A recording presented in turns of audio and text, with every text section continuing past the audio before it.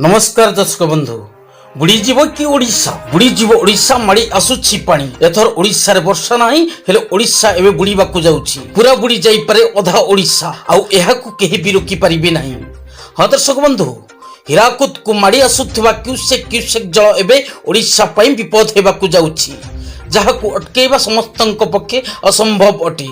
चाषी मानकर जमी ठारू आरंभ करी घर मध्य एथिपाई प्रभावित होई परे बन्यारे अधा बुड़ी जाई पारे ओडिशा कथारे अछि जल विहुनी सृष्टिनाश जल बहुळे सृष्टिनाश ठीक सेमिति वर्तमान ओडिशार स्थिति रहिछि।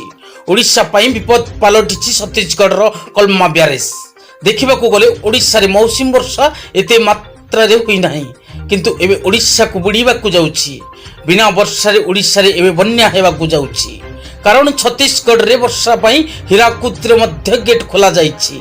छत्तीसगढ़ ऊपर मुंडरे प्रबल वर्षा पई कलमा ब्यारेज को खोली दिया जाइछि।